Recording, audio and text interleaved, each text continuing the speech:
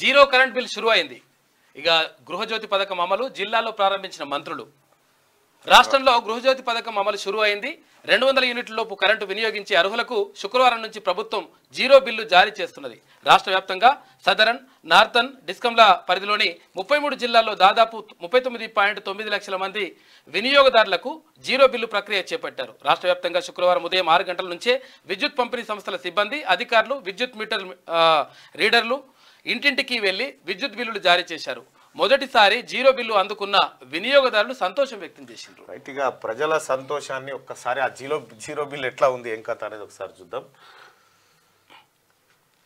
200 యూనిట్ల వరకు free current ఉంది కదా. ఇదే zero bill. TSSP DCL Gruha Jyothi పథకం కింద జీరో బిల్. ₹1 కట్టాల్సిన పని లేకుండా 200 యూనిట్ల వరకు కరెంటు ఫ్రీ. అంటే వీళ్ళకు గతంలో ₹684 కరెంటు బిల్ వచ్చేది. ఇప్పుడు కాంగ్రెస్ పార్టీ ప్రభుత్వం అధికారంలోకి వచ్చిన తర్వాత 200 యూనిట్ల వరకు ప్రతి పేదవాడి ఇంటికి కరెంటు ఫ్రీ 200 యూనిట్ల వరకు అని ప్రకటించింది. దానిలో భాగంగా Gruha Jyothi bill, zero bill, current zero bill, RTC zero bill మహిళలకు, ఇట్లా ఈ స్కీమ్లను అమలు చేస్తూ ఉంది. అనుకున్న మాట ప్రకారం రాష్ట్ర ప్రభుత్వం ఇది అమలు చేసింది. ₹684 సబ్సిడీని కొత్త లతకు అందజేసారు. ఈ జీరో బిల్లు మనం ఇక్కడ చూడొచ్చు. దీంట్లో ఎక్కడ కూడా ఇంకేం లేదు, ఏ ఉన్నా రాష్ట్ర ప్రభుత్వమే ఈ బిల్స్ భరిస్తుంది అన్నట్టు. సో కాంగ్రెస్ పార్టీ ఇచ్చిన మాటను నిలబెట్టుకుంటూ చూపిస్తున్న ఆధారాలు ఇవి. ఈ కేసీఆర్ కథ చూపిస్తూ కాళేశ్వరం అంట 37 లక్షల ఎకరాలకు ఆయకట్టుకు కొత్త ఆయకట్టు వస్తుందని చెప్తా ఉన్నారు. అందులో ఉన్న ఎత్తిపోసే టీఎంసీలే 215.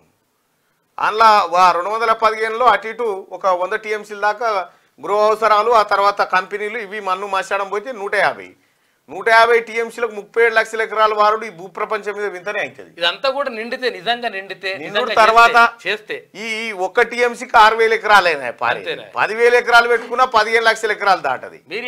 ఇప్పటి వరకు కాళేశ్వరం కూలిపోయే నాటికి కాగు చెప్పిన లెక్క ఏంటంటే 90,000 ఎకరాలు వారిందాయా ఈ మొత్తం ప్రాజెక్టుతోనే చెప్పారు. చూసుకో, ఇక 1,00,000 కోట్లు పెట్టి 90,000 ఎకరాలు. ఇక పల్లారాజేశ్వరుడు చెప్తా ఉంటే అది నాలికేనా తాటిమట్టనా దేంతో నవ్వుతారో అర్థమైంది. ఇక ఏడ జనగాంలో చెప్తా ఉన్నాడు ఆయన, కాళేశ్వరం నీళ్లతోటి ఎక్కడెక్కడో వారిందని చెప్తా ఉన్నాడు. వారినట్టుంది అనేది, కాలేజీలు వారినట్టున్నాయి, ఎక్కడెక్కడో వారింది కాళేశ్వరం నీళ్లతోటి అని చెప్తా ఉన్నాడు. కాలేజీలు, చెరువులు ఇవి వారతాయి అని చెప్తే క్లోజ్ చేయన్న. కాళేశ్వరం నీళ్లతోటి అట తుంగతుర్తి, సూర్యాపేట ఇవన్నీ మత్తడి దుంకుతా ఉన్నాయని చెప్పి అసెంబ్లీలో నీటిపారుదల శాఖ మంత్రి ఉత్తమ్ కుమార్ రెడ్డి గారు సూటిగా స్పష్టంగా చెప్పడం జరిగింది. ఆనాడు ఎల్లంపల్లిలో నీళ్ళు ఎక్కడి నుంచి వచ్చినాయి, ఎల్లంపల్లి బాగు చేసిన ఎల్లంపల్లి నీళ్ళు ఎక్కడి నుంచి వస్తాయి? గోదావరి నీళ్ళు ఎక్కడి నుంచి వస్తాయి? రానైతి నుంచి పైనుంచి రాలేదు కదా. మేడిగడ్డ, సుందిల్లా అన్నారు మీరు చెప్పేది.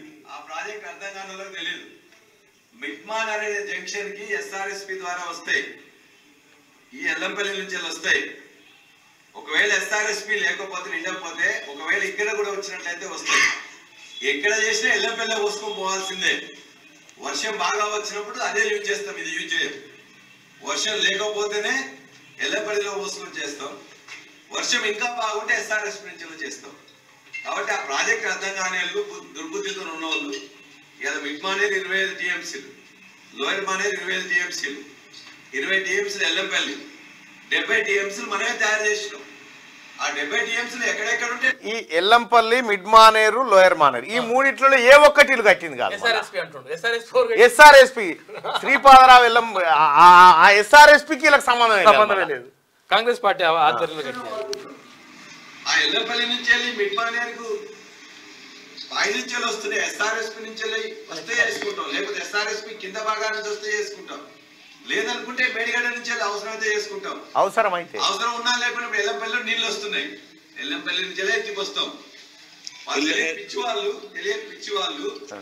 ఎల్లంపల్లి నుంచి వెళ్ళి తీసుకుంటాం, ఎల్లంపల్లి నుండే తీసుకుంటాం. ఎల్లంపల్లి నుంచి వెళ్ళి పై నుండి వస్తున్నాయా కింది నుండి వస్తున్నాయా? పై నుంచి వస్తే కింది నుంచి తీసుకోం, పైన రాకపోతే కింది నుండి తీసుకుంటాం. అది తెలియని వాళ్ళు దరిద్రం ఏంటంటే ఈ సన్నాసికి తెలవాల్సినది ఏంటంటే పైనుంచి వస్తేనేమో వస్తే కింది నుంచి తీసుకోరట, కింది నుంచి వస్తేనేమో పైనుంచి తీసుకోరట. విషయం ఏంటంటే ఇక చూడ్రి మినిమం నాలెడ్జ్ లేకపోతే ఈ బేసిక్ నాలెడ్జ్ లేదు ఈ సన్నాసులకు.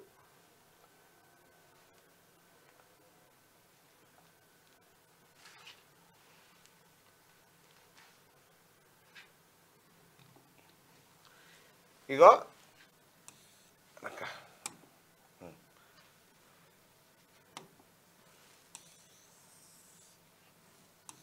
ఇగో ఎస్ఆర్ఎస్పి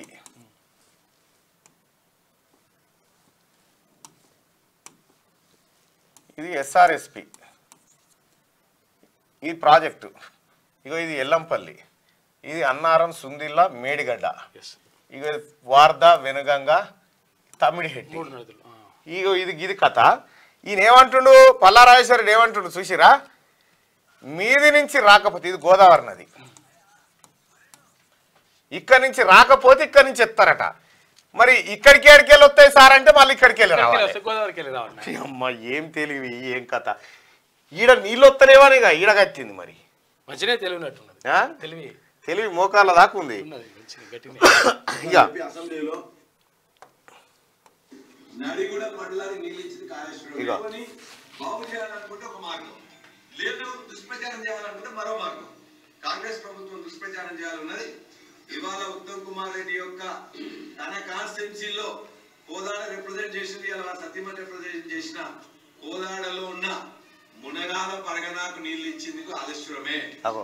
కోదాడలో ఉన్న మునగాలకు కాళేశ్వరం నీళ్ళేనట. మండలానికి నీళ్ళు ఇచ్చింది కాళేశ్వరమే. నడిగూడెం కూడా అన్నేనట. మోతే మండలానికి నీళ్ళు ఇచ్చింది కాళేశ్వరమే. ఆయన రిప్రజెంట్ చేస్తున్న గరిడేపల్లికి నీళ్ళు ఇచ్చింది కాళేశ్వరమే. చూసిరా, మోతే, మునగాల, గరిడేపల్లి, కోదాడ వీటికి నీళ్లు కాళేశ్వరం నీళ్లు పోతున్నాయట. ఇక ఈ విలేకరి క్వశ్చన్ ఏం అడుగుతాడో చూడుర్రి.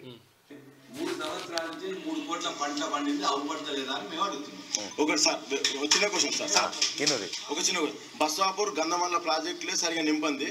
కోదాడ, సూర్యాపేట, తుంగతుర్తి, బునాది గాని కాలువతో పారే తుంగతుర్తి నియోజకవర్గం, ఎస్ఎల్ఏ శ్రీశైలం నీళ్లతో పారే సూర్యాపేట కానీ కోదాడ కానీ ఈ కృష్ణా బేసిన్లో ఉన్న వీటికి మీరు నిలిచిన మాట వాస్తవం అని మీరు అంటారు.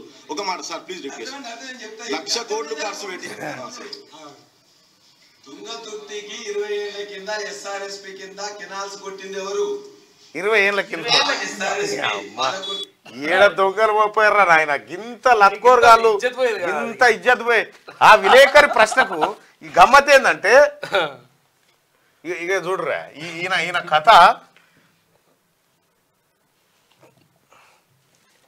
20 ఏళ్ల కింద పంపిన మ్యాప్ ఉందా భరత్? క్లోజ్ చేయి. ఇలా కథ చూడు. ఇగో ఇది మిడ్మానేరు, మల్లన్న సాగరు,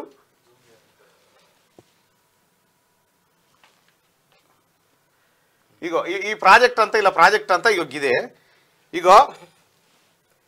ఇగో ఇదేమో మల్లన్న సాగరు, ఇదేమో గంధమాల, ఈ బసవపురం. ఈ గంధమాల కాడ తచ్చడి మట్టి ఎత్తలే, ఇంకా అది అట్లే ఉంది. బసవపురం కాడ మట్టి ఎత్తిరు కానీ వాళ్ళకి సుక్క నీళ్ళు లేవు.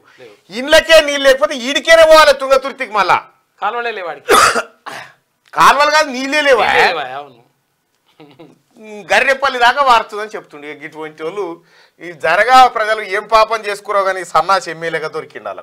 పాపం అన్యాయమే. ఇక వాళ్ళది అట్లుంటే